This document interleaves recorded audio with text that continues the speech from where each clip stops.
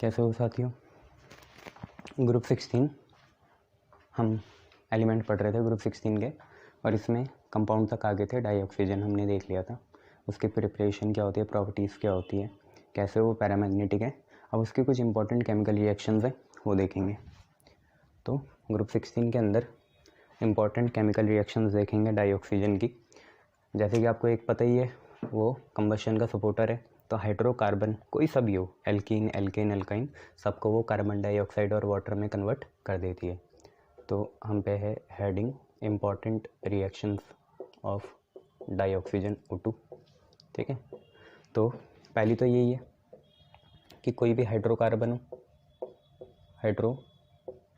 हो, उसमें अगर हम ऑक्सीजन ऐड डालें तो ये कंबशन वाली रिएक्शन है। यहाँ हो जाता है कंबशन, और कंबशन की वजह से हमेशा ही कार्बन डाइऑक्साइड और वाटर बनता है। जैसे एग्जांपल हम ले लें मीथेन, CH4 मीथेन, या फिर मीथेन है, इसको ऑक्सीजन के साथ रिएक्ट कराएंगे, आप पे बनेगा CO2 प्लस H2O। बैलेंस करेंगे भैया, ठीक है। हाइड्रोजन 4 हैं तो यहाँ पे 2 लगा देते हैं और यहाँ 2 लगा देते हैं।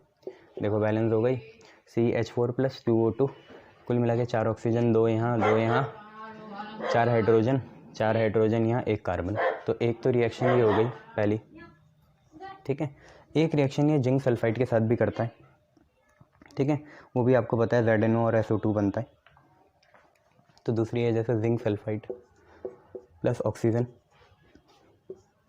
Gives us ZNO plus SO2 बनता है, सल्फर डाइऑक्साइड, छोटी ऑक्सीडेशन स्टेट बनती है, सल्फर ट्राइऑक्साइड नहीं बनता, ठीक है। +4 आती है, +6 नहीं आती। इसको बैलेंस करना है यार, ऑक्सीजन वहाँ पे है, यहाँ पे भी है। तो अगर मैं यहाँ पे अपने हिसाब से 3 लगाऊँ तो अब 6 हो गई, ठीक है, और यहाँ 3 लगा दूँ और यहाँ 3 लगा दूँ, ठीक है। 3 O2 2O2 अगर यहाँ कर दूँ तो 3 और 1 4 5, 3 ZNS, यहाँ 3 ही रहा, 3 ऑक्सीजन हो गए। चलो वैसे बैलेंस कर लो, जिंक है, सल्फ़र है, ऑक्सीजन है, ठीक है। इसे बैलेंस करके देखो, आता है ना तुम लोगों को बैलेंस करना, जिंक, सल्फ़र और ऑक्सीजन बैलेंस करके देखो क्या होगा, ठीक है। तो क्योंकि ऑक्सीजन यहाँ पे भी 2 हैं, यहाँ पे भी 2 हैं, सल्फ़र 1 है, जिंक को अगर मैंने 2 कर दिया तो यहाँ पे 2 हो जाएगा, यहाँ पे भी 2 हो जाएगा। अब यहाँ पे ऑक्सीजन 2 हैं, वहाँ पे 4 हैं, तो यहाँ 2 लगा देता हूँ। देखो बैलेंस हुई या नहीं हुई, क्लियर से देखो। अभी भी बैलेंस नहीं हुई क्योंकि सल्फ़र 2 है और यहाँ सल्फ़र 1 है, तो यहाँ 2 लगा दूँ अगर मैं, तो ये 4 और 5 6, तो यहाँ पे 3 लगाना पड़ेगा। अब बैलेंस होगी शायद, देखो 2 जिंक 2 सल्फ़र 1 2 और 4 4 6 ऑक्सीजन 6, यहाँ पे भी ऑक्सीजन है। तीसरी यार इम्पोर्टेंट रिएक्शन ऑफ ये आपकी आएगी, जैसे कार्बन और ऑक्सीजन मिलते हैं, ठीक है। तो कार्बन और ऑक्सीजन, अगर ऑक्सीजन लिमिटेड सप्लाई में हुआ तो कार्बन मोनोऑक्साइड बनेगा 2CO, और अगर बहुत अच्छी सप्लाई में हुआ, एक्सेस सप्लाई में हुआ, तो आपका बनेगा CO2। एक रिएक्शन ये हो गई। साथ में ऑक्सीजन की रिएक्शन सोडियम के साथ है, तो वो यहाँ लिख लेते हैं, Na प्लस O2, नीचे लिख रहा हूँ, गिव्स अस Na2O मिलता है, Na2O, ठीक है। अब इसे बैलेंस करना है तो 2Na प्लस O2, तो Na2O 2 लिख देंगे, यहाँ पे 4 कर देंगे। अब देखो बैलेंस है, 4Na plus O2 gives us 2Na2O, ये भी बैलेंस हो गई। तो 5 रिएक्शन ये।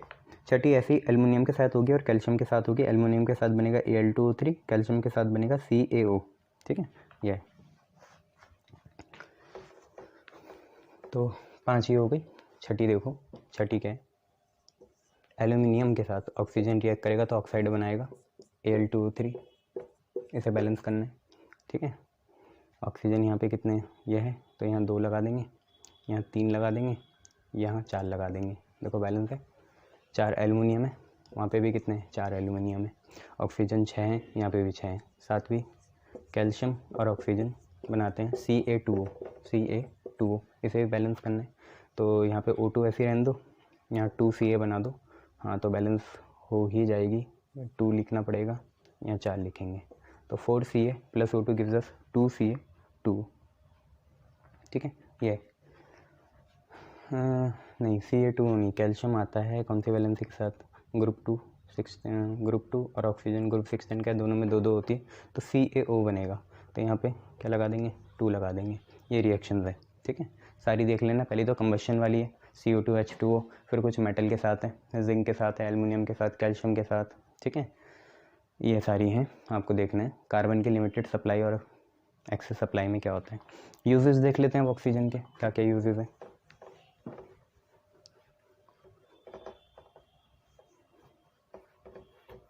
Uses of oxygen, uses of oxygen, तो ये पहले भी लिखा था, अब भी लिख लेते हैं। O2 के यूजेस क्या हैं। पहला है रेस्पिरेशन,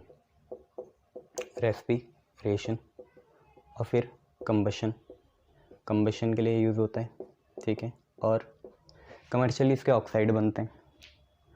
और कुछ चीज़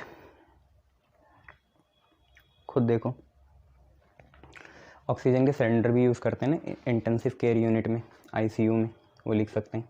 फिर ऑक्सीजन सिलेंडर होते हैं स्कूबा डाइवर के लिए, oxygen cylinder for scuba diver जो डीप सी डाइविंग करते हैं, पानी के अंदर जाके डाइव करते हैं ना, वाली चीज़। तो oxygen cylinder for scuba diver बोलते हैं उसे, ठीक है, ड्राइवर नहीं डाइवर। और क्या हो सकता है, हाँ, H2O2 फ्यूल सेल जो रॉकेट का होता है, H2O2 फ्यूल सेल, इसमें यूज़ होता है। क्लियर है, गुड। तो ऑक्सीजन को यहीं टाटा बाय बाय करते हैं। एक क्वेश्चन लिखते हैं कि which of the following doesn't react with oxygen directly, इनमें से कौन सा ऑक्सीजन से डायरेक्टली रिएक्ट नहीं करता। Which of the following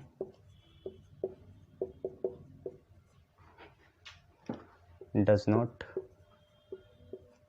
react with O2 directly.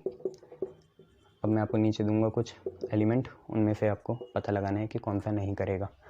तो एलिमेंट है जैसे जिंक हो गया, टाइटेनियम हो गया, प्लेटिनम हो गया, और आप पे हो गया Fe। तो देखो फेरस और ऑक्सीजन तो डायरेक्ट कर लेते हैं, रस्टिंग बनती है Fe2O3, टाइटेनियम का भी TiO2 बनता है, जिंक का आपने अभी देखा था ZnO बनता है, प्लेटिनम नहीं करता, तो प्लेटिनम आपका डायरेक्ट आंसर है। प्लेटिनम करेगा तो लोग प्लेटिनम की रिंग क्यों बनाएंगे, आजकल गोल्ड और डायमंड से ज़्यादा प्लेटिनम चलता है ना, तो ये है, तो प्लेटिनम है इसका आंसर, ठीक है। क्वेश्चन है complete the following, complete the following, complete the following, complete the following, इसको कंप्लीट करना है। क्वेश्चन है C2H4 plus O2 gives us question mark, ये है, ठीक है, C2H4 plus O2 gives us question mark, इसे आपको बैलेंस करना है, तो करो। चलो क्वेश्चन मार्क हटाया, नीचे से लिखना। आपको पता है ये हाइड्रोकार्बन है, तो कार्बन डाइऑक्साइड और वाटर देगा, बस बैलेंस करना है, बैलेंस करो। देखो यहाँ 2 कार्बन है और ऑक्सीजन कितने हैं, यहाँ पे ये शायद ही हमने करीबी थी, यहाँ पे 7/2 आता है, मतलब 7 हो जाएंगे, कार्बन 2 हैं तो 4 हो गए, और फिर हाइड्रोजन कितने हैं, 4 हैं, तो 4H2O, तो 2 लगा दे अगर यहाँ, तो 6 हो गई, 7/2 O2, ऐसे कुछ होती थी बैलेंस, या वैसे वाली कर लो जो सिंपल से आती थी, बन तो वैसे भी जाएगा अगर हम इसे डायरेक्ट ऐसे करें। 3 लगा दें यहाँ, 3 ऑक्सीजन हो गए, 2 कार्बन है, 2 यहाँ लगा दिया, 2 हाइड्रोजन है, 2 यहाँ लगा दिया, बैलेंस हो गई। देखो 6 ऑक्सीजन है, 2 2 जा 4 और 5 6, 6 ऑक्सीजन हो गए, 4 हाइड्रोजन, 4 यहाँ पे हो गए, 2 कार्बन यहाँ पे हो गए, बैलेंस हो गई। क्लियर है, गुड। नेक्स्ट अब हमें ये देखना है कि ऑक्साइड्स जो बनते हैं मेटल के, तो वो कैसे कैसे होते हैं। तो हम पे नेक्स्ट हेडिंग होगी ऑक्साइड्स ऑफ मेटल। 2 तरह के बनते हैं, सिंपल ऑक्साइड और मिक्स ऑक्साइड, उसी के बारे में बात करनी है। तो नेक्स्ट हेडिंग है ऑक्साइड्स ऑफ मेटल, मेटल्स के ऑक्साइड, या बेसिकली हम ऑक्साइड ही लिख लेते हैं। यहाँ पे जो हमारा ग्रुप 16 के ऑक्साइड है, ग्रुप 16 के जो ऑक्साइड है वो कैसे बनते हैं, ठीक है। तो 2 तरह से बनते हैं, लेना तो बस ग्रुप 16 का ही ऑक्सीजन ही है। तो दो तरह के बनते हैं, एक बनते हैं सिंपल ऑक्साइड, सिंपल ऑक्साइड्स, और दूसरे बनते हैं मिक्स ऑक्साइड। मिक्स ऑक्साइड जैसे हो गया, मिक्स ऑक्साइड के एग्जांपल हैं Fe3O4 हो गया जैसे, ठीक है। ऐसे सारे सिंपल ऑक्साइड तो सिंपल वाली होंगे, जैसे Al2O3 हो गया और MgO हो गया। एग्जांपल है Al2O3, MgO। देखो सिंपल ऑक्साइड होता क्या है, जिसका ऑक्सीडेशन स्टेट होल नंबर में आए, होल नंबर में आए, वो होता है हमारा सिंपल। मिक्स ऑक्साइड वो होता है जिसका ऑक्सीडेशन स्टेट फ्रैक्शन में आए। किस में आए? फ्रैक्शन में। जैसे मैं बताते चलूँ आपको यहाँ पे, जैसे एल्युमिनियम का निकालना चाहेंगे, ऑक्सीजन तो -2 ही लेना है, तो एल्युमिनियम का निकालेंगे 2x ले लेंगे, 2 × x प्लस 3 × ऑक्सीजन का -2 बराबर कितने के? 0 के। 2x बराबर आया 6 के, x की वैल्यू आई 3, तो यहाँ पे आ गया +3। MgO में देखो O-2 तो ये +2, तो देखो ऑक्सीडेशन स्टेट आ रही होल नंबर में। अब जैसे Fe3O4 है, तो 3 ले लिए एर फेरस के, x हो गया 3x प्लस 4 × -2 बराबर 0 के, तो 8 आएगा। 3x = 8, x की वैल्यू 8/3 आ गई। तो यहाँ पे देखो फ्रैक्शन में आ रही, कितनी आ रही? 8/3। ऐसे ही आपको बहुत से पता है। और जैसे Pb3O4 हो गया, उसमें भी यही होगा, उसकी भी कितनी आएगी? 8/3 आएगी, क्योंकि इसी के जैसा ही है। तो यहाँ पे ऑक्सीडेशन स्टेट फ्रैक्शन में है या होल नंबर में है, तो इन्हें बोल रहे हैं सिंपल ऑक्साइड और मिक्स ऑक्साइड। क्लियर है इतना? शाबाश। और भी काफ़ी तरह की ऑक्साइड हैं, जैसे अगर हम इन्हें on the basis of pH देखें, ये तो था on the basis of oxidation state. आप देखें on the basis of pH, तो पहली आएगी एसिडिक ऑक्साइड। एसिडिक ऑक्साइड, आपको पता है एसिडिक ऑक्साइड हमेशा नॉन मेटल बनाएंगे, क्योंकि मेटल क्या बनाते हैं? बेस बनाते हैं। एक होगी एसिडिक ऑक्साइड, दूसरी होगी बेसिक ऑक्साइड, और तीसरी होगी एम्फोटेरिक ऑक्साइड। क्लियर है इतना? एसिडिक, बेसिक और एम्फोटेरिक। तो एसिडिक ऑक्साइड वो है कि जो वाटर के साथ रिएक्ट करके एसिड बनाती है। रिएक्ट विद वाटर, वाटर के साथ रिएक्ट करके एसिड बनाती है। तो react with water to form acid. जैसे यहाँ देखो SO2, हम एक एसिडिक ऑक्साइड बोल रहे हैं। SO2 हमारी एसिडिक ऑक्साइड है, और SO2 जब वाटर के साथ रिएक्ट करेगी H2O के साथ, तो आपको पता ही है क्या बनेगा? H2SO3 बनेगा। H2SO3 ये आपका क्या होता है? एसिड होता है, नाम है सल्फरस एसिड। सल्फरस एसिड, ये आपका सल्फरस एसिड। ऐसी SO3 जो है, SO3 वो भी एक तरह की एसिडिक ऑक्साइड है, क्योंकि जब SO3 H2O के साथ रिएक्ट करेगा तो H2SO4 आएगा। H2SO4 इसे हम बोलते हैं सल्फ्यूरिक एसिड। तो ये सब एसिड है, सल्फ्यूरिक एसिड। और भी बहुत सारी हैं, ठीक है। ये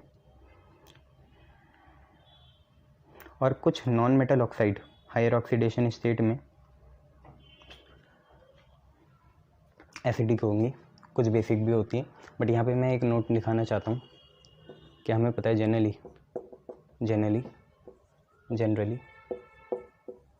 ये सारे क्या हैं? सल्फ़र नॉन मेटल है, ठीक है। तो generally non metals oxides are acidic in nature. Generally जो नॉन मेटल के ऑक्साइड होते हैं वही होते हैं एसिडिक नेचर में। बट जनरली एक और चीज़ हमने देखी है यहाँ पे, कि जो metal oxide higher oxidation state में होंगे वो भी एसिडिक होंगे, ठीक है। आप देख पा रहे हो ना, यहाँ प्लस आ रही ऑक्सीडेशन स्टेट, ये माइनस होगी तो ये +4 होगी, ये +6 होगी। बट ये स्टार वाली चीज़ है। जनरली नॉन मेटल के ऑक्साइड होते हैं एसिडिक नेचर में, बट सिंपल सी बात यह है कि metal oxides in higher oxidation metal oxides in higher oxidation states are also acidic। ये भी क्या होते हैं? एसिडिक होते हैं। कौन? Metal oxide. कहाँ? हायर ऑक्सीडेशन स्टेट में। जैसे आपने देखा ही होगा, बहुत से मेटल ऑक्साइड कैटेलिस्ट के जैसे यूज़ होते हैं। वैनेडियम पेंटाऑक्साइड, Cr2O3 और Mn2O2, मैग्नीज डाइऑक्साइड। ये इनके ऑक्सीडेशन स्टेट देखते हैं। ऑक्सीजन कुल मिला के बनाएगा 5 × -2 कितना, -10। 2 को 2 से डिवाइड करेंगे 10 को तो 5 आ जाएगी, तो यहाँ आ रही है प्लस की 5। वहाँ देखें 3 × -2 होगा -6, -6/2, -3 उधर जाके +3, तो यहाँ +3 आ गया। Mn2O2 में देखें तो ऑक्सीजन होता है आपका कितना, -4। Mn2O2 नहीं होता शायद, MnO2 होता है, ऐसे कुछ होता है, ठीक है। Cr2O3 भी नहीं होता, CrO3 होता है क्रोमियम, तो ये +6 में आएगा। और Mn2O2 होता है, ऐसे कुछ होता है। ये भी हायर ऑक्सीडेशन स्टेट ज़्यादा है, +7। ज़रा इसको कंपाउंड को देखना खुद क्या है, Mn2O2 है या कुछ और है, क्योंकि ये 7 तक जाता है, ठीक है। ये हम वैसे पढ़ेंगे कहाँ पे, जब डी ब्लॉक पढ़ेंगे तो आपको समझ में आ जाएगा। मैग्नीज के सबसे हाईएस्ट ऑक्सीडेशन स्टेट जाती है +7, बट ऑक्सीजन के किस चीज़ के साथ जाती है तो दिक्कत है। अगर मैं यहाँ 14 लिख दूंगा तो गलत हो जाएगा, Mn2O14 जाता है, ऐसी है, ठीक है। या तो MnO2 होता होगा, ऐसे कुछ है, ठीक है। तो ये हमारे थे, उसमें स्टार लगा दिया, देख लेना आप, उसमें कोई दिक्कत है तो। ये एसिडिक ऑक्साइड इतने से ही थे। अब हम बात करेंगे बेसिक ऑक्साइड्स की।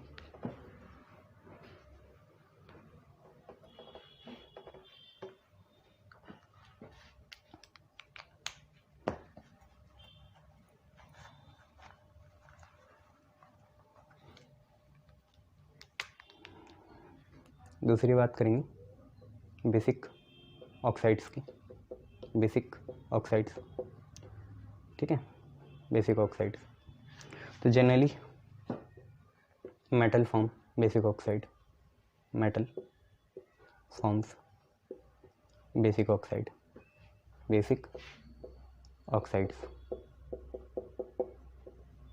और हम ये बोल सकते हैं metal oxides, metal oxides react with water to form base या एल्कली, ठीक है। जो मेटल ऑक्साइड है पानी के साथ रिएक्ट करके बेस या एल्कली बनाते हैं। क्लियर इतना, गुड। तो जनरली जैसे एग्जांपल है Na2O बेसिक होता है, ठीक है। यहाँ पे आ गया +1। CaO ये भी होता है, ये आ गया +2। Al2O3 ये भी है, तो यहाँ पे आएगा +3। ये सारे बेसिक ऑक्साइड हैं, मेटल ऑक्साइड हैं। ऐसे जैसे अगर हम देखें एग्जाम्पल एक रिएक्शन के साथ, तो CaO है, वाटर के साथ रिएक्ट करके क्या बनाएगी, Ca2O2H, CaOH होल ट्वाइस। आपको पता है ये कैल्शियम हाइड्रोक्साइड होता है, एक एल्कली है। ऐसी एग्जांपल देख लो, Al2O3 है, Al2O3 है जनरली। जैसे अब Al2O3 है, अगर ये वाटर के साथ रिएक्ट करेगा तो हम पे बनाएगा aluminium trihydroxide AlOH whole thrice. Balance ही करना है बस अब, तो बैलेंस कर लेंगे। देखो 2 एल्यूमिनियम है, 3 ऑक्सीजन है ना, और वहाँ पे भी 3 ऑक्सीजन चाहिए, और साथ में यहाँ पे कितना है, ये है H2। तो अगर मैं यहाँ 3 लगा दूँ तो अब 6 हाइड्रोजन है और 4 ऑक्सीजन है, नहीं 6 ही ऑक्सीजन है, 3 यहाँ 6 ऑक्सीजन और 6 हाइड्रोजन। तो यहाँ 2 लगा देता हूँ, तो सारी चीज़ें अब बैलेंस हो गई। Al कितने, 2, ऑक्सीजन कितने, 3 × 2 = 6 ऑक्सीजन, यहाँ पे भी 3 और 3 6, hydrogen 6। This is aluminium trihydro oxide. बात करते हैं थोड़ी एम्फोटेरिक ऑक्साइड की। एम्फोटेरिक आपको पता ही है, which can act as both acid as well as base. उसके बारे में बात करते हैं। यहाँ pH स्केल के बारे में बात हो रही है। यहाँ हम oxide on the basis of pH scale देख रहे हैं। पहले हमने मिक्स ऑक्साइड और वो देख लिए, simple oxide on the basis of oxidation state. अब हम देख रहे हैं on the basis of pH। तो तीसरा है amphoteric oxide. What is amphoteric oxide?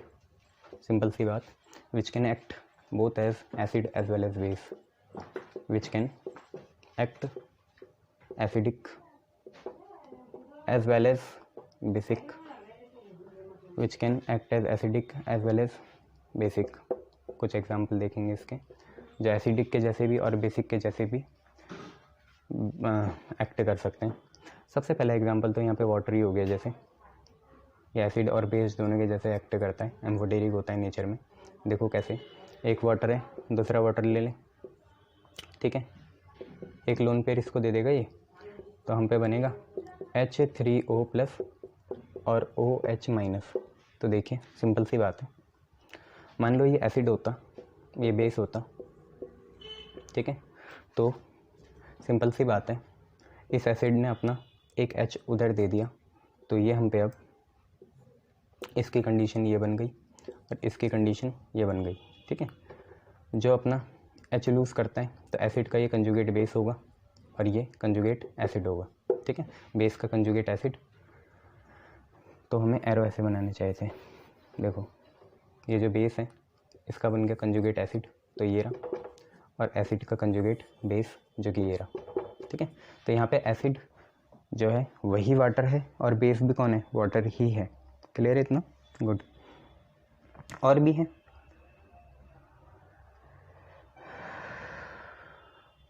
जैसे एक एग्जांपल ले लो, Al2O3 जो पहले भी आया था, और HCl के साथ रिएक्ट कराओ इसे, तो एक कोऑर्डिनेट आप पे कंपाउंड बनेगा जो होगा यहीं से। HCl के साथ क्यों रिएक्ट करेगा अभी, तो ये चलो H2O के साथ रिएक्ट कराओ, तो आप पे बनेगा AlH2O5 3+ पेंटा एक्वा एल्यूमिनियम थर्ड आयन, ठीक है। और साथ में हम यहाँ पे कुछ वो भी निकाल लेंगे, क्या बोलते हैं, आयन। जैसे हमने निकाल दिया यहाँ पे, अगर मैं यहाँ पे HCl लगा दूँ तो 6Cl- भी निकलेगा, तो फिर यहाँ पे 6 करना पड़ेगा, इसको 6 करना पड़ेगा, इसको 5 करना पड़ेगा। देखें बैलेंस हो गया, एल्युमिनियम 2 है तो यहाँ 2 लगाना पड़ेगा, देखो बैलेंस हो गया। Al2O3 + 5H2O + 6HCl gives us 2AlH2O whole 6 3+ + 6Cl-। Hydrogen कितने हो गए कुल मिला के, 6 दूनी 12, यहाँ पे देखो ना, 6 2 12, और अंदर भी है बाहर भी है, 6 2 12 12 2 24, तो ये तो 24 हो रहे, 5 6 7 8 9 9 2 18 18 18 और 6 24, तो 24 तो हो ही रहे। वाटर कितने हो रहे, 9 10 11 12 हो रहे, 6 2 12, एल्युमिनियम 2 हो रहे, और क्लोरीन 6, तो ये भी एक तरफ है ना। यहाँ पे ये एम्फोटेरिक के जैसे बिहेव करा, एम्फोटेरिक। और ध्यान रखना यहाँ पे HCl तो एसिड है और H2O यहाँ बेस के जैसे एक्ट कर रहा है, तो हम एम्फोटेरिक ये भी बोल सकते हैं which react both with acid as well as base, जो दोनों के साथ रिएक्ट करे, एसिड के साथ भी और बेस के साथ भी। तो एक रिएक्शन ये रही, ठीक है। ऐसी और भी रिएक्शंस बन सकती है, ठीक है। एक और लिख लो आप, NaOH के साथ कर लो तब भी बन जाएगी।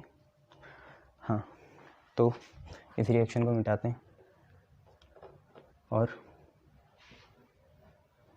6HCl की जगह NaOH डालते हैं, ठीक है। वाटर तो चले गई, ठीक है, और इस रिएक्शन को मुकम्मल कर देते हैं, तो Al अंदर आएगा,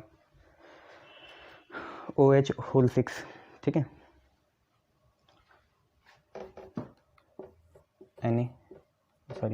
Al OH होल 6।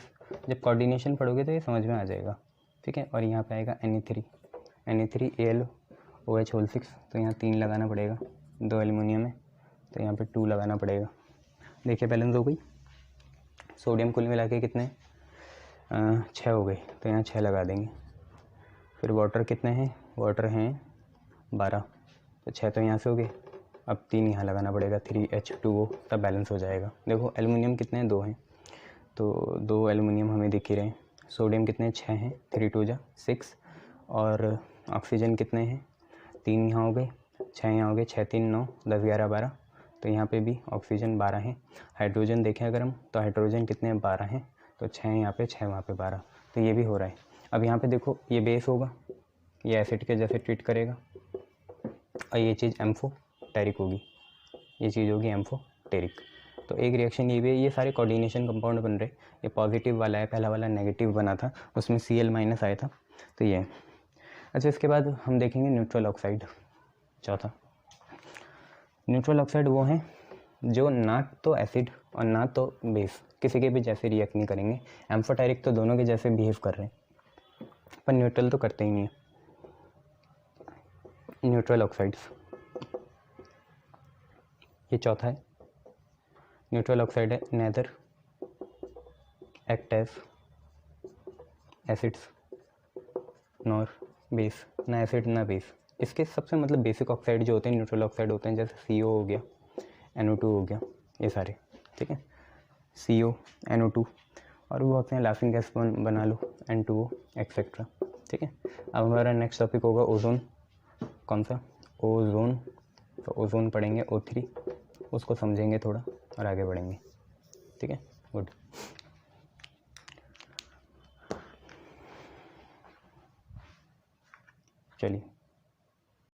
चलिए ओजोन की बात करेंगे। ओजोन होता क्या है आपको भी पता है, ऑक्सीजन का ही ऑक्साइड होता है। जैसे सल्फर का ऑक्साइड SO2 होता है, ऐसे ही ऑक्सीजन का ऑक्साइड होता है ओजोन, ठीक है। नीले कलर का लिक्विड होता है ये एक, ओजोन डिनोट करते हैं O3 से, ठीक है। It is oxide of oxygen. Oxygen का क्या होता है? ऑक्साइड होता है। कैसे? O2 है, इसे एक और O मिला, O3 बनता है।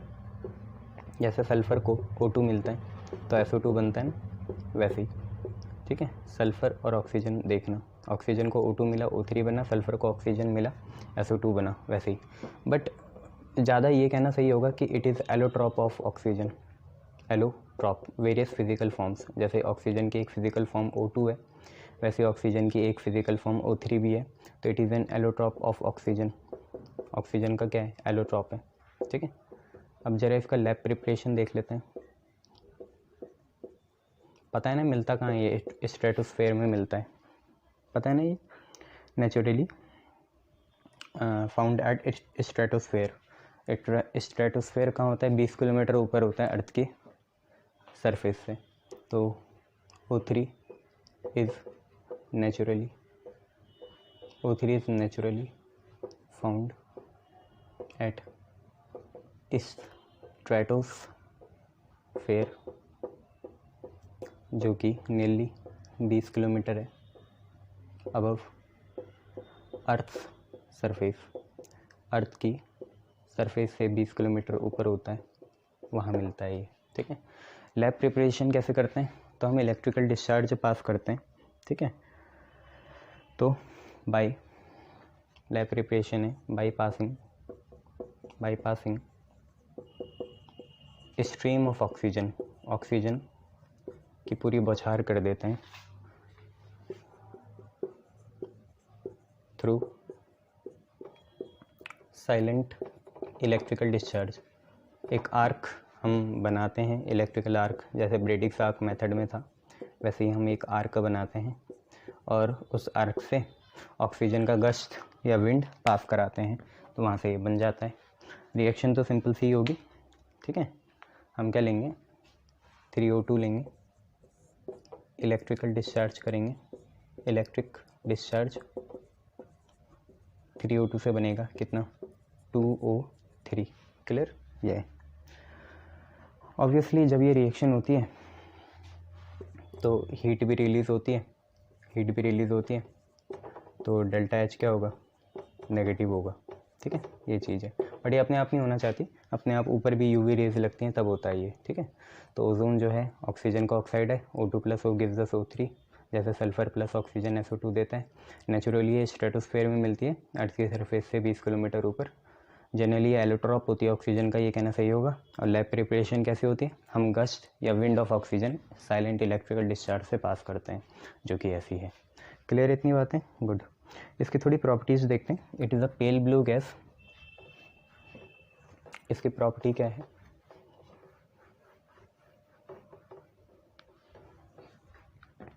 फिज़िकल प्रॉपर्टी की बात करते हैं, physical property, it is pale blue, नीले रंग की गैस होती है, पेल ब्लू गैस। क्या इसका कोई टेस्ट होता है? नहीं, ठीक है। और डार्क ब्लू लिक्विड होती है, अगर गैस फॉर्म में मिलेगी तो पेल ब्लू होगी, नहीं तो डार्क ब्लू लिक्विड होता है, नहीं तो डार्क ब्लू लिक्विड होता है। और अगर सॉलिड फॉर्म में मिला तो वायलेट ब्लैक सॉलिड होता है, वायलेट ब्लैक सॉलिड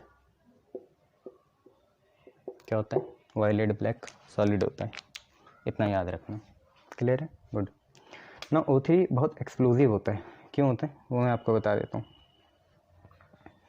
एक तो प्रॉपर्टी ये होगी, now O3 is very explosive, बहुत एक्सप्लोजिव होता है, and used as a disinfectant, used as disinfectant, disinfectant के जैसे यूज़ करते हैं जो जम्स को मारता है in water purifier. Water purifier में इसे डिसइंफेक्टेंट के जैसे यूज़ करते हैं। बहुत एक्सप्लोजिव भी होता है, क्यों होता है? देखो O3 है, अगर इसका थर्मल डिकम्पोजिशन हुआ तो ये O2 बनेगा, साथ में O बनेगा, O। ये O क्या होता है? ये बहुत रिएक्टिव होता है। रिएक्टिव क्यों होता है? जैसे छोटा बच्चा किलकारियाँ मारता है ना, बहुत ज़्यादा एक्टिव होता है छोटा बच्चा, ठीक है। तो वही चीज़ है। तो इस O को बोलते हैं नेसेंट ऑक्सीजन, नेसेंट ऑक्सीजन। अभी अभी पैदा हुआ जो अभी अभी पैदा होकर कितनी किलकारियाँ मारता है, तो वैसे ही ये बहुत ज़्यादा रिएक्टिव होता है, नेसेंट ऑक्सीजन। और इसी की वजह से O3 जो है, इस O की वजह से O3 जो है, इस O की वजह से O3 पावरफुल ऑक्सीडाइजिंग एजेंट होता है। क्या होता है? पावरफुल ऑक्सीडाइजिंग एजेंट, ठीक है। ध्यान रखिएगा, O3 किसकी वजह से? नेसेंट ऑक्सीजन की वजह से है, क्या? Powerful oxidising agent. क्लियर है? इतना ये याद रखेंगे आप लोग आगे से। चलिए, और ये बहुत डेंजरस होती है, रिएक्टिव होती है, ये मैंने आपको बता ही दिया है। अब एक क्वेश्चन है, right the reaction of galena with ozone. यहीं पे एक क्वेश्चन कवर कर लेते हैं कि राइट रिएक्शन ऑफ गैलेना मतलब PBS विद ओजोन, ओजोन के साथ गैलेना कैसे रिएक्ट करता है। तो PBS प्लस आप लोगों को O3, आप ये बनेगा PbSO4, लेड सल्फेट, PbSO4। यहाँ पे देखिए इसकी ऑक्सीडेशन स्टेट कितनी होगी? सल्फर तो यहाँ -2 में होगा, तो ये +2 होगा। और यहाँ पे देखिए अगर हम नहीं सल्फ़र की देखेंगे, सल्फ़र यहाँ पे कितना होगा? Pb होता है लेड, लेड होता है मेटल ना, लेड क्या होता है? मेटल होता है ना। तो लेड प्लस होगा तो ये -2 होगी, -2 होगी। और यहाँ से -8 और 2 +6 आ गई, ठीक है। -8 और +2 +6 आ गई, ठीक है। तो ये तो PbSO4 बनेगा। रिएक्शन बैलेंस करेंगे, अभी O2 भी निकलेगा, तो PbSO4 प्लस कितना हो जाएगा? O2 हो जाएगा। 4 और 2 6, 2O3 लगाएंगे, बाकी सारी चीज़ें बैलेंस, PbS O4 O2 6 हो गई, ठीक है। ये हमारा ओजोन है, तो एक रिएक्शन हमने ये भी देख ली। क्लियर है ओजोन की। अच्छा, नेक्स्ट ये है कि question, what happens when ozone decompose. जब ओजोन डिकम्पोज होती है तो क्या होता है? What happens when ozone get decompose. कुछ नहीं होता, वो O2 में चेंज हो जाती है, तो O3 होता है ना, 2O3। अगर हम इसे डिकम्पोज करेंगे, हीट देखें, तो ये 3O2 बन जाती है, ठीक है, 3O2। ओजोन हो गया चेंज किस में? डाइऑक्सीजन में। ओजोन डाइऑक्सीजन में चेंज हो गया, ये आप लोग याद रखें। क्लियर है? Good good. अब एक इसमें देखेंगे कि हम ओजोन का क्वांटिटेटिव एस्टिमेशन कैसे कर सकते हैं। तो टाइट्रेशन की मदद से, टाइट्रेशन आपने देखा ही होगा केमिस्ट्री में, टाइट्रेशन की मदद से हम इसका क्वांटिटेटिव एनालिसिस करते हैं, ठीक है। तो हमारी नेक्स्ट हेडिंग आएगी कि क्वांटिटेटिव एस्टिमेशन ऑफ ओजोन, उसके लिए हम KI से टाइट्रेट कराते हैं। तो नेक्स्ट लिख देना क्वांटिटेटिव एस्टिमेशन ऑफ ओजोन। तो उसकी एक रिएक्शन है नीचे, ठीक है। या आप पे क्वेश्चन आ सकता है how ozone is estimated quantitatively, ये भी क्वेश्चन आ सकता है कि how ozone is estimated quantitatively, तो उसमें भी यही करेंगे क्वांटिटेटिव एस्टिमेशन ऑफ ओजोन। तो उसके लिए क्या करते हैं, KI plus O3 2KI plus O3 इसका एस्टिमेशन करना है, ठीक है, और प्लस वाटर ये रिएक्ट करते हैं और हमें मिलता है 2KOH plus I2 plus O2 2KOH plus I2 plus O2। अब आपको डायरेक्ट ये ध्यान देना है कि ये दोनों में कुछ ऐसा ही रिलेशन है कि yield of O3 is nearly equal to yield of I2, yield of O3 is nearly equal to yield of I2। हमें ये तो नहीं पता कि हमने ओजोन कितनी गिराई है, बट हम एस्टिमेट कर सकते हैं कि वो कितनी गिरी होगी, क्योंकि जितना हमें I2 मिलेगा प्रोडक्ट में उतनी ही यील्ड किसकी होगी, O3 की होगी। मतलब जितना O3 लगा होगा वो पता कैसे चल जाएगा I2 से, तो I2 का हम यहाँ कर देते हैं टाइट्रेशन, ठीक है। इससे हमें एनालाइज हो जाता है, एस्टिमेट हो जाता है कि I2 कितना बना है, और फिर हमें इनडायरेक्टली ये भी पता चल जाएगा कि O3 कितना यूज़ हुआ होगा। तो इसका टाइट्रेशन करते हैं किससे, सोडियम थायोसल्फेट से, titration by known volume of sodium thiosulphate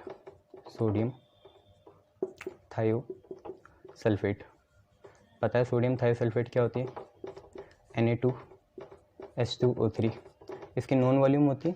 तो ये I2 नॉन वॉल्यूम ऑफ इससे रिएक्ट करता है, हमें पता चल जाता है कि I2 कितना यूज़ हुआ, और इनडायरेक्टली फिर ये भी पता चल जाएगा कि O3 कितना था। क्लियर है, शाबाश। अब अगर आप पे क्वेश्चन आया कि how does ozone act as powerful oxidising agent, तो आपको पता है वो हमने लिखा भी दिया था, क्योंकि because it gets converted into oxygen and nascent oxygen, ठीक है। तो ये आपको लिखना ही है। तो ओजोन का साथ यहीं तक था। अब हम नेक्स्ट चीज़ देखेंगे सल्फ़र के बारे में। सल्फ़र बहुत तरह के एलोट्रोप्स में पाए जाते हैं, तो उसके लिए पहले मैं इंक भर दूँ फिर आपको पढ़ाता हूँ।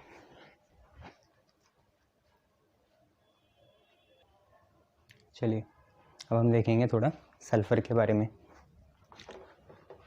देखो सल्फ़र के दो तरह के एलोट्रोप्स होते हैं, ठीक है।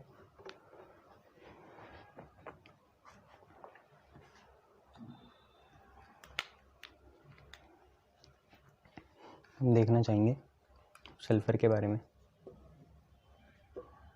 सल्फ़र, अब देखो सल्फ़र दो तीन बात है कि सल्फ़र यहाँ पे नोट डाल के लिखेंगे कि below 1000 kelvin sulphur exist in diatomic form.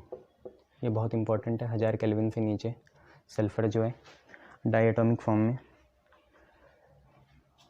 Exist करता है, ठीक है। बिलो नहीं होता, कुछ ऐसे ही होता है, एट लिख लो। At 1000 kelvin sulphur exist in H2 form, है ना, एंड इट इज़ पैरामैग्नेटिक। वही बात है ड्यू टू, हम दोबारा बनाएंगे नहीं, आपको भी पता है। H2 का आप कर सकते हो 16 दूनी 32 आ जाएगा, जैसे MOT करते हैं उससे, due to unpaired electron in anti bonding molecular orbital, इसकी वजह से सॉरी, ठीक है। 1000 केल्विन में सल्फ़र जो है H2 फॉर्म में एग्जिस्ट करता है, बट एक नोट ये है, अबव 1000 केल्विन 1000 केल्विन से ऊपर sulphur exist in gaseous form as acid के जैसे मिलता है, ठीक है। तो याद रखना 1000 केल्विन में तो वो H2 फॉर्म में, बट 1000 केल्विन से ऊपर कैसी फॉर्म में, एसिड फॉर्म में, ठीक है। ये याद रखना आप लोग। अब एक मेन बात है, there are allotropes of sulphur, क्योंकि एलोट्रॉपी तो दिखाते हैं ग्रुप 16 के, तो सल्फ़र के भी एलोट्रॉप्स होते हैं, ठीक है। कौन कौन होते हैं, जैसे पहला हो गया येलो सल्फ़र, इसके अलग अलग फॉर्म होती है, चेयर फॉर्म होती है, रोम्बिक फॉर्म होती है, क्राउन फॉर्म होती है। तो ऐसा होता है, एक है येलो सल्फ़र, जिसे हम रोम्बिक सल्फ़र बोलते हैं, रोम्बिक रोम्बस फॉर्म में होते हैं, और दूसरा है मोनोक्लिनिक सल्फ़र। एक को हम बोलते हैं येलो रोम्बिक सल्फ़र और दूसरे को हम बोलते हैं मोनोक्लिनिक सल्फ़र। ठीक है साथियों, आपने अभी तक देखा 1000 केल्विन में सल्फ़र H2 फॉर्म में पाया जाता है, 1000 केल्विन से ऊपर एसिड फॉर्म में पाया जाएगा। और सल्फ़र के दो तरह के हमें एलोट्रॉप्स पढ़ने, एक है येलो सल्फ़र जिसको हम रोम्बिक येलो सल्फ़र कहते हैं, और दूसरा है मोनोक्लिनिक सल्फ़र। पहले इन्हीं का डिफरेंस देख लेते हैं।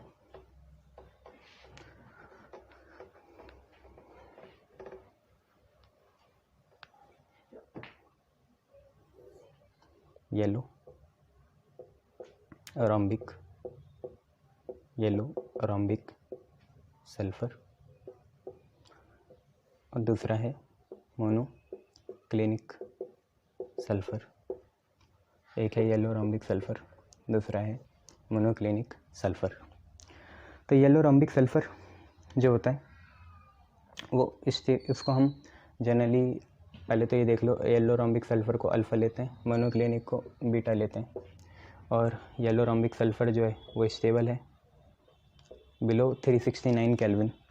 ठीक है, स्टेबल एट रूम टेम्परेचर में तो स्टेबल है, and also below 369 kelvin, 369 kelvin से भी नीचे स्टेबल होता है। और वो होता है स्टेबल अबव 369 केल्विन, ये रूम टेम्परेचर में भी स्टेबल है और ये 369 केल्विन में भी स्टेबल है, जबकि मोनोक्लिनिक वाला स्टेबल होता है अबव 369 केल्विन, इससे अबव। दोनों का फिर, क्योंकि ये दोनों सॉलिड फॉर्म है, दोनों के मेल्टिंग पॉइंट देखेंगे, इसका भी मेल्टिंग पॉइंट देखा जाएगा, MP मेंबर ऑफ पार्लियामेंट नहीं, मेल्टिंग पॉइंट। ठीक है, तो मेल्टिंग पॉइंट है 385.5 इसका है और 393 उसका है। तो 385.5 केल्विन इसका है और 393 केल्विन। बेटा लॉन्ग टर्म में ऐसे फैक्ट याद नहीं होते, ठीक है, तो आपको बार बार रिवाइज़ करना पड़ेगा, हमको ही याद नहीं रहते हैं ना ये चीज़ है। और इसका मेल्टिंग पॉइंट 385.5 है, उसका 393 केल्विन है। यह है सॉल्यूबल कार्बन डाइसल्फाइड में। आपको पता चल क्या होगा, CH2 पहले भी आया था, बहुत अच्छा सॉल्वेंट है। तो सॉल्यूबल होता है CH2 में, बट इनसॉल्यूबल होता है वाटर में, इनसॉल्यूबल इन वाटर। CH2 में तो सॉल्यूबल है, बट वाटर में कैसा है, इनसॉल्यूबल है, जबकि ये दोनों में सॉल्यूबल होता है, soluble in CF2 as well as H2O, ये चीज़ें। अब एक ट्रांजिशन टेम्परेचर आता है दोनों का। ट्रांजिशन टेम्परेचर क्या होगा कि जहाँ पे अल्फ़ा वाला क्या बनेगा, बीटा बनेगा, तो वो होता है बच्चे कितना, 369 केल्विन। ठीक है, तो 369 केल्विन में क्या होता है कि जैसे अल्फ़ा फॉर्म जो है कौन सी है, रोम्बिक वाली है, रोम्बिक, वो 369 केल्विन, 369 केल्विन जो हमारा होगा transition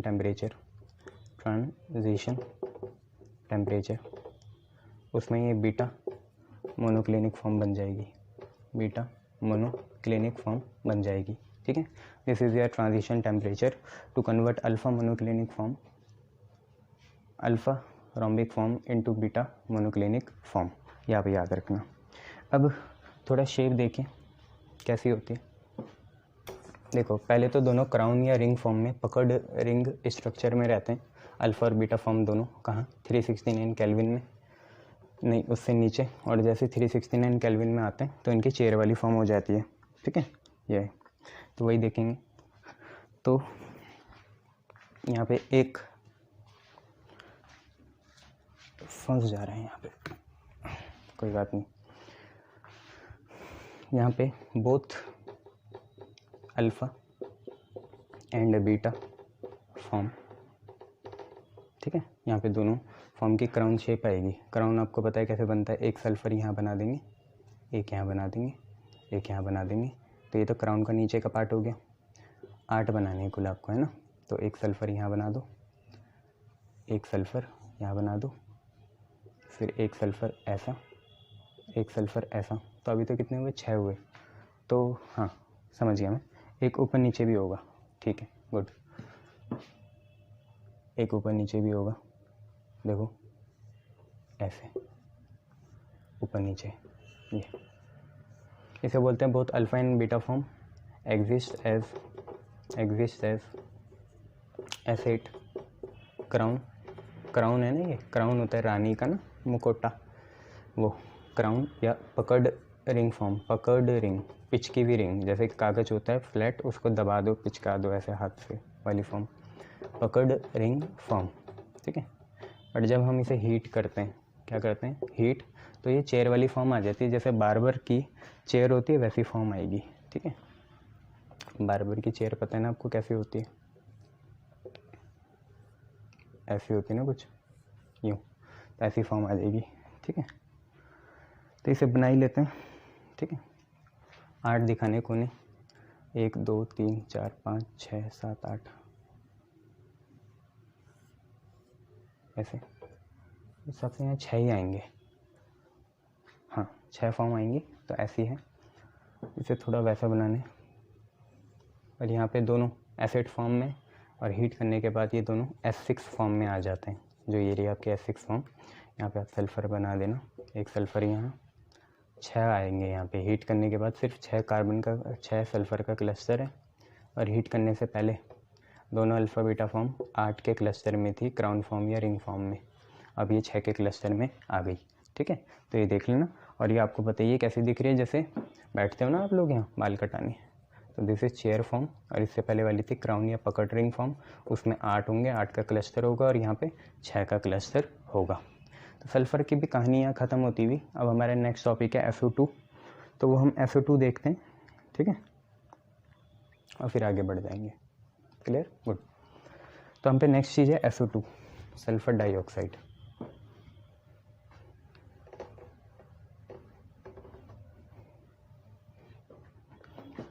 SO2 known as sulphur dioxide, इसे हम बोलते हैं सल्फ़र डाइऑक्साइड, ठीक है। यार आपको सल्फ़र डाइऑक्साइड पता ही है होता क्या है, कि जैसे एक सल्फ़र है, सल्फ़र पे 6 इलेक्ट्रॉन होते हैं, तो एक डबल बॉन्ड होगा, 1 2 3 4 5 6, एक लोन पेयर होगा, ठीक है, इतना गुड। और सिंपल सी बात है, डबल बॉन्ड में एक सिग्मा होता है, एक पाई होता है, एक सिग्मा एक पाई, लोन पेयर को भी एक सिग्मा लेंगे, तो कुल मिला के 3 सिग्मा है, तो 3 सिग्मा के लिए आती है हाइब्रिडाइजेशन कितनी, sp2। sp2 मतलब क्या होता है, जल्दी बताओ, sp2 मतलब क्या होता है, ट्राइगोनल प्लेनर होता है, क्या होता है, ट्राइगोनल प्लेनर, यही होता है ट्राइगोनल प्लेनर। sp के लिए लीनियर होता है, इसके लिए ट्राइगोनल प्लेनर होता है। तो ये इसकी क्या थी, ज्योमेट्री थी, ज्योमेट्री। बट अगर हमें शेप देखनी है, क्या देखनी है, शेप, तो ड्यू टू यहाँ पे लोन पेयर है, तो लोन पेयर बॉन्ड पेयर का रिपल्शन होगा, हमें बनाने तो ऐसे चाहिए थे ना, ये ऐसे, बट क्योंकि इन दोनों के बीच में रिपल्शन होगा, इन दोनों के बीच में भी रिपल्शन होगा, तो ये इधर चल जाएंगे जैसे यहाँ पे। तो शेप निकालने के लिए लोन पेयर छुपा लो, कैसी शेप है, एंगुलर या बेंट या वी शेप है एंगुलर, बेंट या वी शेप, एंगुलर बेंट या वी शेप। अब क्योंकि स्ट्रेन पड़ेगा बहुत ज़्यादा, तो note due to angular strain, due to angular strain, यहाँ पे भी स्ट्रेन होगा, तो ड्यू टू एंगुलर स्ट्रेन की वजह से इट इज़ वेरी रिएक्टिव, ये बहुत ज़्यादा रिएक्टिव होता है, और ये चाहता है कि मैं हाई ऑक्सीडेशन स्टेट में चाहता हूँ चले जाऊँ, तो ये रिएक्शन ये करना ही चाहता है, इसकी इच्छा ये रिएक्शन करने की होती है कि कैसे भी कैसे जल्दी से जल्दी SO2O3 में कन्वर्ट होना चाहता है, SO3 में। ये बहुत मतलब फिजिकल रिएक्शन है, बहुत स्पॉन्टेनियस रिएक्शन होगी, ये बहुत जल्दी से ये करना चाहेगा ऐसे, ज़रा सी इसे ऑक्सीजन की ट्रेसिंग मिल जाए तो ये SO2 SO3 में कन्वर्ट होना चाहेगा। इसके पीछे भी आपको पता है जितनी ज़्यादा ऑक्सीडेशन स्टेट होगी उतना स्टेबल होगा, -4 तो यहाँ +4, -6 तो यहाँ +6, +4 से +6 ये जाना चाहता है बहुत आसानी से, तो इसे इलेक्ट्रॉन क्या करने पड़ेंगे, लूज़ करने पड़ेंगे, लूज़ करना चाहेगा इलेक्ट्रॉन, मतलब ये ऑक्सीडेशन बहुत तेज़ी से चाहेगा। बट SO2 ना जनरली ऑक्सीडाइजिंग भी होता है और रिड्यूसिंग एजेंट दोनों होता है, ठीक है। तो ये तो ऑक्सीडाइजिंग वाली प्रॉपर्टी बता दी मैंने इसको, बट आप यहाँ लिख देना SO2 can be both oxidising as well as reducing, oxidising as well as reducing. Oxidising भी हो सकता है, रिड्यूसिंग भी हो सकता है। देखो ऑक्सीडाइजिंग तो आपको पता चल गया उसकी स्पॉन्टेनियस टेंडेंसी है ये, है ना। फिजिबल 2 बार लिख लिया, दूसरे में हमें क्या लिखना चाहता है, स्पॉन्टेनियस लिखना चाहता। आई एम सॉरी, यहाँ पे हमें स्पॉन्टेनियस लिखना चाहता। ठीक है, स्पॉन्टेनियस मतलब अपने आप हो जाएगी, फिजिबल मतलब होने को तो है ही। अब देखो रिड्यूसिंग क्यों है, तो इसका सिंपल सा ये रीज़न है। रिड्यूसिंग मतलब इलेक्ट्रॉन को क्या करना, गेन करना। ये इलेक्ट्रॉन को गेन ऐसे कर पाएगा क्योंकि सल्फ़र का लार्ज साइज़ होता है, क्या होता है, बहुत बड़ा साइज़ होता है, तो आसानी से ये इलेक्ट्रॉन को अपने पे अकोमोडेट कर सकता है क्योंकि इसकी इलेक्ट्रॉन एफिनिटी भी क्या होती है, बहुत ज़्यादा हाई होती है। ठीक है, तो ऑक्सीडेशन आपको पता चल गया, वो तो नेचुरल टेंडेंसी है। रिड्यूसिंग जैसी खास बात इसमें इसलिए आई क्योंकि भाई इसका बहुत बड़ा साइज़ होता है। ठीक है, शाबाश, तो ये चीज़ आप देख लेना। अब मैं आपको इसकी लैब प्रिपरेशन दिखाऊंगा आगे SO2 की, फिर आगे बढ़ेंगे। Clear, good.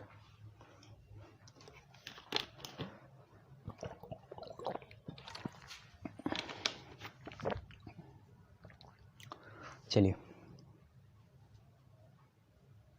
अब आप देखिए SO2 की लैब प्रिपरेशन। तो लैब प्रिपरेशन जनरली यही होती है, S+O2 SO2 plus S+O2 gives us SO2, सीधा यही होती है। ऑक्सीडाइजेशन या ऑक्सीडेशन क्यों हो सकता है इसका, सिंपल सी टेंडेंसी है रिडक्शन, या ये रिड्यूसिंग कैरेक्टर क्यों होगा इसका, तो उसका भी रीज़न बताया मैंने आपको। सल्फ़र का साइज़ बड़ा है तो आसानी से वो इलेक्ट्रॉन को गेन भी कर सकता है। अब एक सिंपल सी बात है, SO2 की लैब प्रिपरेशन देखते हैं। लैब प्रिपरेशन बहुत आसान है, सल्फ़र लेना, ऑक्सीजन से रिएक्ट करना, सल्फ़र होगा सॉलिड फॉर्म में, ऑक्सीजन से रिएक्ट करना, सीधा बना देगा ये कितना, SO2 बना देगा। क्लियर है इतना, सल्फ़र ऑक्सीजन के साथ रिएक्ट करके सीधा क्या बना देता है, SO2 बना देता है। ठीक है, और कोई भी सल्फेट अगर हम लें और उसे डिल्यूट H2SO4 के साथ रिएक्ट करें तो वो भी हो सकती है by treating any sulphate with dilute H2SO4। ठीक है, तो कोई भी सल्फेट लो उससे आ जाएगा SO4, ठीक है, 2-, और कोई भी एसिड लो उससे 2H पॉजिटिव आएगा, यही आएगा ना, तो SO2 बनेगा और H2O बनेगा। ठीक है, SO2 और H2O। Clear, good. ये आया कहाँ से, फ्रॉम सल्फेट, ये हमें सल्फेट से मिला और ये मिला from acid.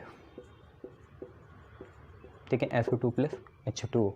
Clear, good. Now industrially ये बाई प्रोडक्ट होता है, प्रोड्यूस कैसे होता है, बाई प्रोडक्ट ऑफ रोस्टिंग। जब हम आयरन सल्फाइड की रोस्टिंग करते हैं तो वहाँ से मिलता है। तो अब हम देख लेते हैं, लैब प्रिपरेशन हो गया, इंडस्ट्रियल प्रिपरेशन।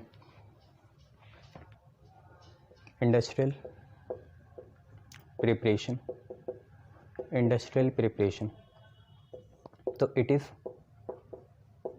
बाई प्रोडक्ट और लार्ज क्वांटिटी में बनता है बाई प्रोडक्ट की फॉर्म में, तो इसलिए इसे एम्प्लॉय कर लेते हैं। ठीक है, हमारा मेन मकसद वैसे आयरन सल्फाइड की रोस्टिंग करना है, बट ये भी मिल जाता है, उससे कोई बात नहीं।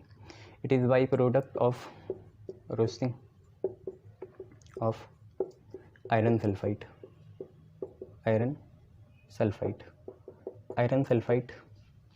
की रोस्टिंग जब करते हैं तो उसका बाई प्रोडक्ट होता है। आयरन सल्फाइड आपको पता होना चाहिए क्या होता है, FeH2 होता है। ठीक है, ऑक्सीजन के साथ रिएक्ट कराएंगे इसे, तो एक तो SO2 बन जाएगा, साथ में आयरन निकलेगा। ठीक है, SO2 के साथ में आयरन, और आयरन कैसी फॉर्म में निकलेगा, तो फॉर्म होती है Fe2O3, बैलेंस करना पड़ेगा, 2 Fe2, ये बैलेंस नहीं हुए, 4 है, 8, और वो कितने, 9, 10, 11, ये है ये, तो 11/2 लगा देंगे, बैलेंस हो ही गई। देखो 2 आयरन है, 4 सल्फ़र, 8, 9, 10, 11 ऑक्सीजन, यहाँ पे भी 11 हैं, 2 से 2 कैंसिल होगा। या आप एक काम करो, पूरी रिएक्शन को 2 से मल्टीप्लाई कर लो, तो 2 × 4। ठीक है, यहाँ पे भी करेंगे 2 से मल्टीप्लाई, तो 2 से 2 कैंसिल, 11 O2 आ जाएगा। यहाँ पे करेंगे 2 से मल्टीप्लाई, 8 SO2 आ जाएगा। यहाँ पे करेंगे 2 से, तो 2 Fe2O3 आ जाएगा। अभी भी बैलेंस होगी बच्चों, 8 सल्फ़र है, यहाँ पे भी 8 है, 4 फेरस है, वहाँ पे भी 4 फेरस है, ऑक्सीजन 22 है, 8 × 2 = 16, 3 × 2 = 6, 16, 6, 22 हो गया। तो ये भी हो गया। अब इसके प्रॉपर्टी देखिए, प्रॉपर्टी क्या है SO2 की। पहली बात तो ये कलरलेस गैस है, कलरलेस गैस। साथ में पंजेंट ओडोर होती है, पानी में बहुत सॉलिफाई होती है, सॉल्युबल हो जाती है, ठीक है। Colourless gas pungent in nature, ठीक है। Highly soluble in water, electronegative होती है ना, highly soluble in water and liquefy हो जाती है at 2 atm pressure. 2 atm pressure में क्या हो जाती है, लिक्विफाई हो जाती है। क्लियर है, इतना याद रखना। इसके कुछ रिएक्शन है इंपॉर्टेंट, तो हम बारी बारी से देख लेंगे और आगे बढ़ेंगे। तो इंपॉर्टेंट रिएक्शंस ऑफ SO2, अब हम पे नेक्स्ट हेडिंग आएगी, इंपॉर्टेंट रिएक्शंस ऑफ SO2।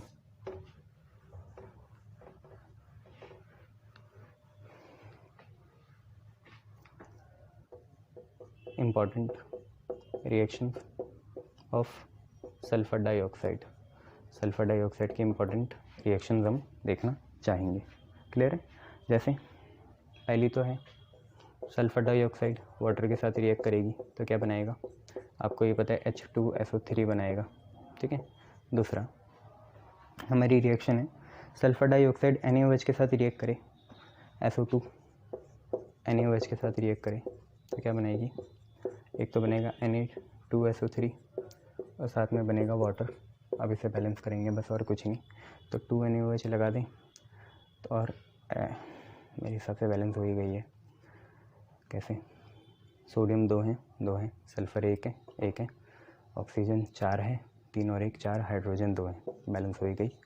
तीसरी देखिए, तीसरी क्या है कि Na2SO3 सल्फ़र डाइऑक्साइड और वाटर के साथ दोबारा रिएक्ट करे तो क्या होगा।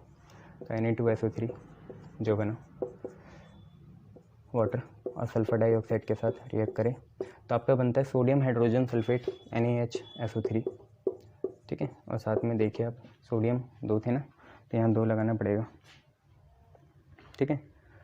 तब पूरी बैलेंस हो जाएगी शायद। 2 NaHSO3 देखें, सोडियम 2 है, सल्फ़र 2 है, हाइड्रोजन 2 है, ऑक्सीजन 6, 1 2 3 4 5 6 बैलेंस है। चौथी रिएक्शन इसमें जो इम्पोर्टेंट होती है वो है SO2 और Cl2 चारकोल के प्रेजेंस में। किसके प्रेजेंस में, चारकोल के प्रेजेंस में क्या बनाएंगे, तो SO2 Cl2 बनाते हैं, SO2 Cl2, इसे बोलते हैं सल्फ्यूरिल क्लोराइड, सल्फ्यूरिल क्लोराइड ये बनाएंगे, ठीक है। पांचवी वेनेडियम पेंटॉक्साइड के प्रेजेंस में क्या होता है, SO2 ओजोन के साथ रिएक्ट करता है एक अच्छे डी ब्लॉक के कैटेलिस्ट के साथ जो होता है वेनेडियम पेंटॉक्साइड। इन सबको जोड़ो आप पे 3SO2 ही आएगा शायद, 3 2 6, 3 4 5 या SO2 + O3 बैलेंस हो रही है।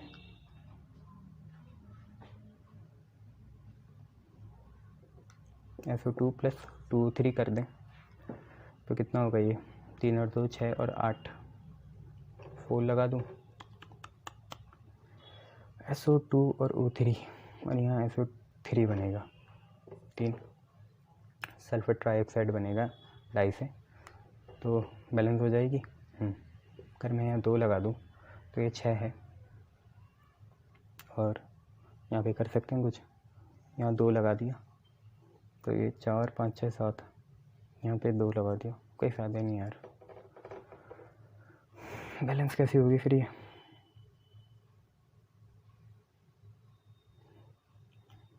SO2 + O3 gives us 2SO3। चलो इसे खुद बैलेंस करना, दिमाग नहीं चल रहा, इसको खुद बैलेंस करना, ठीक है।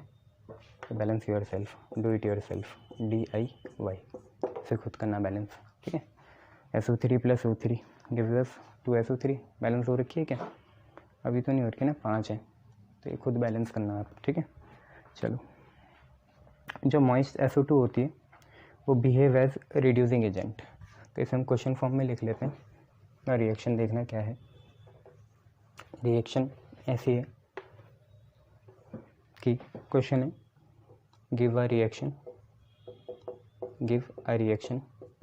For reducing character of SO2, give a reaction for reducing character of SO2. SO2 का reducing जो कैरेक्टर है उसके लिए रिएक्शन आपको देनी है। तो आप याद रखना, जो हमारी मॉइस्ट SO2 है, मॉइस्ट SO2 वो एक्ट करती है as reducing agent. Moist SO2 reducing agent के जैसे बिहेव करती है, ये आप लोग याद रखना, ठीक है। कैसे करती है? तो it convert Fe3+ to Fe2+, it converts Fe3 ion, Fe3 समझिए ना, Fe3+ को Fe2+ में रिड्यूस करेगी तो एक इलेक्ट्रॉन देना पड़ेगा, वो इलेक्ट्रॉन कौन देगा? SO2 देगा, ठीक है। तो it converts Fe3 ion to Fe2 ion. Fe3 ion को Fe2 आयन में ये क्या करती है? कन्वर्ट करती है, ठीक है। तो आप पे क्वेश्चन ये भी आ सकता है, what happen when SO2 is pass through aqueous solution of Fe3+ salt. ये क्वेश्चन ऐसे भी आ सकता है, ठीक है, यहीं से कि व्हाट हैपन्स व्हेन, लिख लो कहीं, यहाँ पे लिख लो कि what happens when SO2 is pass through solution of Fe3+। ये तो आप रिएक्शन देखिए, रिएक्शन क्या है कि SO2 H2O के साथ रिएक्ट करता है। SO2 ये आपको रटनी पड़ेगी, SO2 2H2O के साथ रिएक्ट करता है। तो एक तो 4H पॉजिटिव तो निकलेगा ही, एक तो बन जाएगा SO4 2-। देखो यहाँ से SO2 ने यहाँ से 2 ऑक्सीजन उठा लिए तो 2- आ गया, बचा 4H पॉजिटिव। अभी भी चार्ज बैलेंस नहीं हुए तो 2 इलेक्ट्रॉन और लगाएंगे, ये हो गया, ठीक है। अब पूरे बैलेंस हो गए। अब दूसरा क्या है, 2Fe3 पॉजिटिव है, ठीक है। अब इन्हें बैलेंस भी करना पड़ेगा, ऐसे क्या सोच रहे हो? 2Fe3 पॉजिटिव है और इसे 2Fe2 पॉजिटिव में कन्वर्ट करना है। तो यार 6 इलेक्ट्रॉन से 4 इलेक्ट्रॉन बनाने 2 इलेक्ट्रॉन लगेंगे, +6 से +6 से +4 बनाने तो 2 इलेक्ट्रॉन ऐड करने पड़ेंगे। ऐड करेंगे, दोनों कट जाएंगे, आप पाएगा SO2 + 2H2O + 2Fe3+। ध्यान रखिएगा इस चीज़ को, Fe3 + Fe2+ में कन्वर्ट हुआ, gives us SO4 2- + 4H positive + 2Fe2+। ध्यान रखिएगा इस चीज़ को, ये इधर बन गया रिड्यूसिंग, क्लियर है? ये ध्यान देना, गुड, शाबाश। अब क्या होता है, जैसे बहुत लोग ड्रिंक एंड ड्राइव करते हैं तो पुलिस वालों बोलते हैं ना फूंक मारो किसी चीज़ में, तो उसके अंदर पोटेशियम डाइक्रोमेट डाल के रखा रहता है, ठीक है।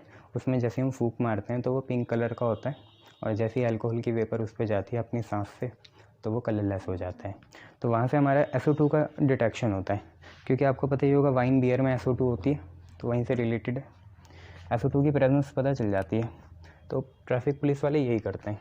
तो उसे भी क्वेश्चन में लिख लेते हैं, estimation of, give a reaction for the estimation of SO2।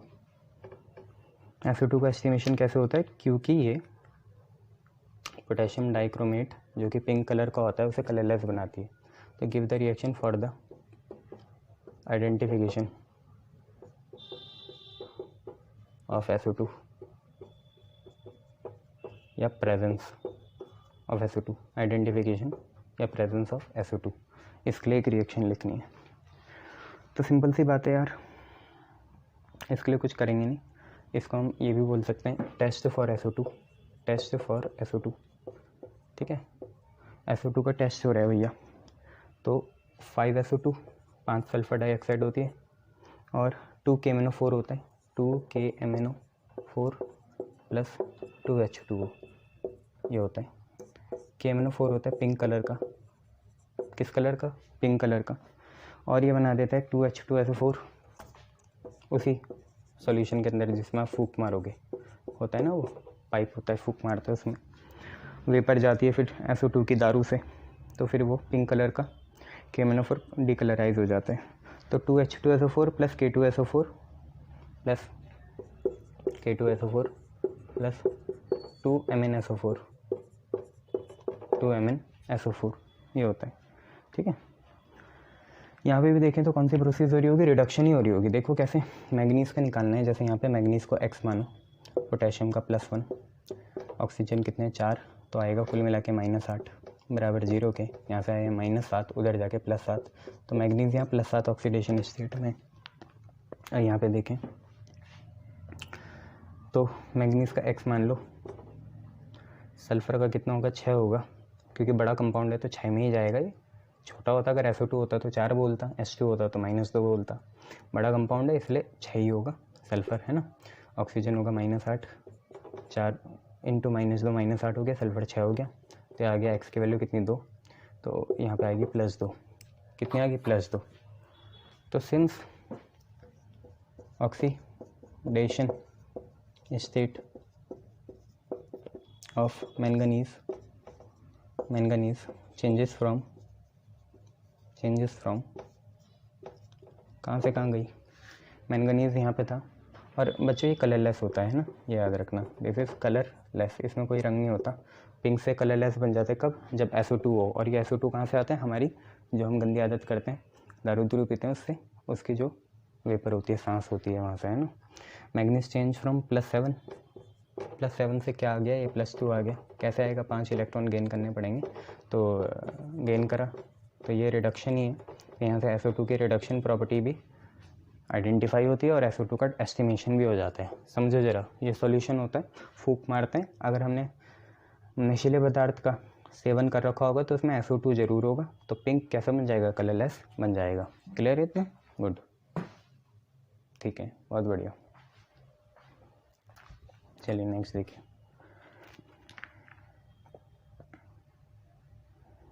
अब आपसे एक क्वेश्चन पूछना, फिर इसे बाय बाय करते हैं, कि क्या SO2 के दोनों बॉन्ड इक्वल होते हैं,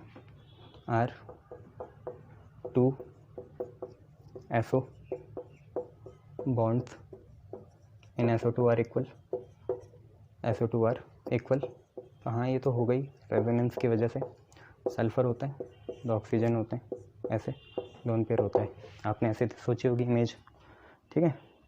बट यार होता क्या है यहाँ पे ना,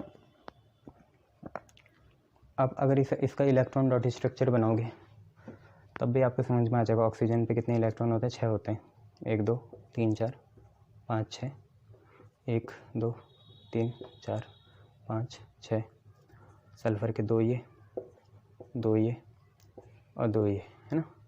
कभी कभार क्या होता है, अगर मैं आपको बताऊं तो ये इधर शिफ्ट होता है ना, अगर तो ये जो डबल बॉन्ड है इसके इलेक्ट्रॉन इधर को भागते हैं, ऐसे ये ऐसे भागते हैं, या तो ये बन जाएगा रेजोनेंस में, ये दोनों में रेजोनेटिंग स्ट्रक्चर बना रहा हूँ, रेजोनेटिंग स्ट्रक्चर, रेजोनेंस की वजह से क्या होंगे, दोनों बॉन्ड बराबर होंगे, कोई भी बड़ा बॉन्ड नहीं होगा, कोई भी छोटा भाई नहीं है, बड़ा भाई नहीं है, दोनों बराबर होंगे। और या तो क्या हो सकता है, सल्फ़र बनाया, लोन पेयर बनाई, सल्फ़र के 2, थोड़ा इधर बनाते हैं, सल्फ़र बनाए, लोन पेयर बनाई, सल्फ़र के 2 सल्फ़र के 2, सल्फ़र के 6 हो गए, ऑक्सीजन आया अपना 1 2 3 4 5 6, ऑक्सीजन आया अपना 1 2 3 4 5 6, ठीक है। तो एक तो डबल बॉन्ड ये बना, एक डबल बॉन्ड ये बन गया, एक डबल बॉन्ड ये बन गया, एक वो बन रहा। अब क्या हो सकता है, अगर ये इलेक्ट्रॉन इधर को दिए इसने तो क्या होगा, वो जो 2 इलेक्ट्रॉन है वो इधर को भागेंगे। शेप तो मैंने बताई थी, sp2 हाइब्रिडाइजेशन है इसकी, और एंगुलर शेप है, या बेंट है, या वी शेप है। तो ड्यू टू रेजोनेंस या तो इधर को भागेंगे लोन पेयर, या उधर को भागेंगे। तो ड्यू टू रेजोनेंस की वजह से स्टेबिलिटी आती है और दोनों बॉन्ड पेयर सेम होंगे। Due to resonance both SO bonds are same, resonance की वजह से दोनों SO बॉन्ड क्या होंगे, बराबर होंगे लगभग, ठीक है, ज़्यादा फर्क नहीं होगा बॉन्ड लेंथ में, लगभग बराबर ही होंगे बस। तो फिर इसके बाद ऑक्सो एसिड ऑफ सल्फ़र और कॉन्टैक्ट प्रोसेस करते हैं और ग्रुप 16 को बाय बाय करेंगे। क्लियर है इतनी, गुड। तो अब हम पे क्या है, ऑक्सो एसिड ऑफ सल्फ़र है, सल्फ़र के ऑक्सो एसिड, ऑक्सो एसिड जैसे हमने किसके बनाए थे, कल बनाए थे ना, फॉस्फोरस के, वैसे सल्फ़र के बहुत से ऑक्सो एसिड होते हैं, हमारे कोर्स में वही है, oxo acid of sulphur, oxo acids of sulphur. Sulphur के हमें ऑक्सो एसिड देखने, काफ़ी तरह के होते हैं, जैसे एक तो आपने देखा ही है H2SO3 जिसे बोलते हैं सल्फ़रस एसिड, सल्फ़रस एसिड। एक होता है H2SO4 इसको हम बोलते हैं सल्फ्यूरिक एसिड। और भी होते हैं, H2SO4 हो गया, H2SO3 हो गया, एक होता है आप पे H2H2O7 जिसे हम ओलियम भी कहते हैं, ये भी देखा ही है आपने, ये बनाने हैं आपको अभी, H2H2O7 इसको हम ओलियम कॉमन नेम में या पायरोसल्फ्यूरिक एसिड बोलते हैं, इसी से बनेगा। देखो ये दो लेंगे, एक वाटर कम करेंगे तो पायरोसल्फ्यूरिक एसिड, और एक आखिरी होगा ऑक्सोसल्फ्यूरिक एसिड H2H2O8, ठीक है। तो लास्ट होगा H2H2O8 जिसे बोलते हैं पर ऑक्सो डाइसल्फ्यूरिक एसिड, पर ऑक्सो डाइसल्फ्यूरिक एसिड। ऑक्सो मतलब यहाँ पे क्या होगा, समझ रहे हो, पर ऑक्सो परऑक्साइड बॉन्ड बनेगा यहाँ पे, है ना, O की सिंगल लिंकेज। तो ये आप, मैं चाहता हूँ रफ में बना दो, नेक्स्ट वीडियो में इसे फिर कवर करते हैं और देखते हैं आपको कितना आता है, ठीक है, कितना सही जाता है। सल्फ़र की बेस्ट पॉसिबल ऑक्सीडेशन स्टेट +6 होती है, +6 तक बनाना कोशिश करना, ठीक है, गुड। फिर वही बेसिसिटी और प्रोटिसिटी भी देखेंगे, गुड।